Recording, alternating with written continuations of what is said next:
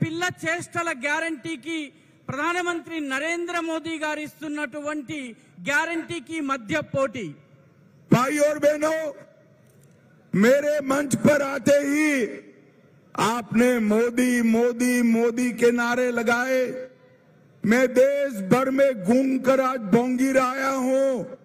देश भर में मोदी मोदी के नारे लग रहे हैं। 3 चरण के चुनाव में हम 200 के करीब पहुंच गए हैं। अब 400 पार करने के लिए तेलंगाना ने वोट डालना है।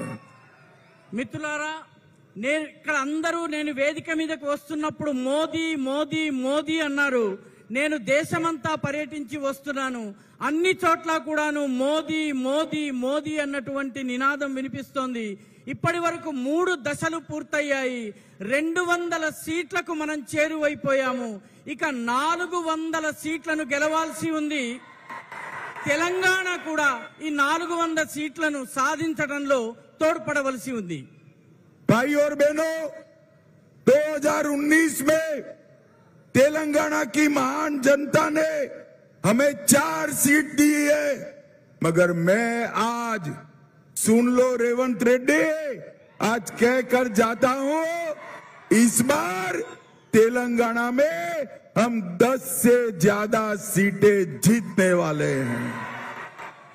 2019 ఎన్నికల్లో తెలంగాణ యొక్క ప్రజలు మాకు 4 సీట్లను ఇచ్చారు। రేవంత్ రెడ్డి విను, ఈసారి 10 కన్నా ఎక్కువ సీట్లు మేము గెలవబోతున్నాము। भाई और बहनों, तेलंगाना का ये double digit score Modi ji को 400 पार कराने वाला है। మిత్రులారా, తెలంగాణలో ఈ 2 అంకెల సంఖ్యలో ఎంపీలు గెలవడం అనేది మోదీ గారికి 400 సీట్లు ఇవ్వడానికి మార్గాన్ని సుగమం చేస్తుంది। भाई और बहनों, एक कांग्रेस पार्टी की स्थिति इतनी खराब हो गई है कि उनको उम्मीदवार नहीं मिल रहे हैं। మిత్రులారా, కాంగ్రెస్ పార్టీ పరిస్థితి ఎంత దయనీయంగా శోచనీయంగా తయారైందంటే వాళ్లకు పోటీ చేసేందుకు అభ్యర్థులు కూడా దొరకడం లేదు।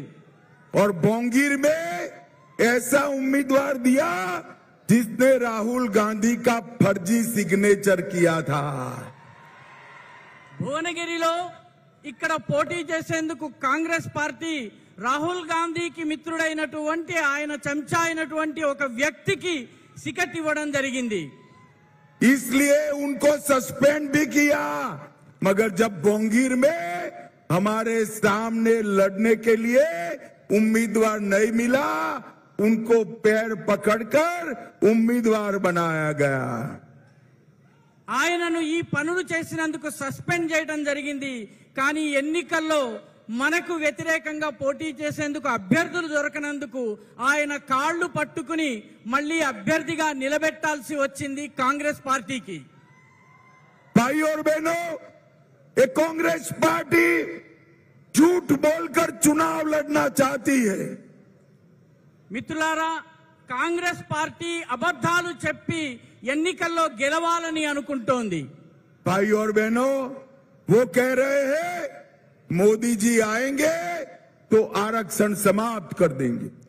వాళ్ళు చెప్తున్నారు మోదీ గారు మళ్ళీ అధికారంలోకి వస్తే రిజర్వేషన్లను సమాప్తం చేస్తారని అబద్ధం చెప్తున్నారు। भाइयों बहनों, मोदी जी 10 साल से पूर्ण बहुमत के साथ शासन कर रहे हैं। मोदी जी ने आरक्षण समाप्त नहीं किया। మిత్రులారా, మోదీ గత 10 సంవత్సరాలతో పూర్తి మెజారిటీతో పరిపాలన చేస్తున్నారు, కానీ రిజర్వేషన్లను ఆయన తొలగించలేదు, సమాప్తం చేయలేదు। परंतु तेलंगाना में कांग्रेस पार्टी ने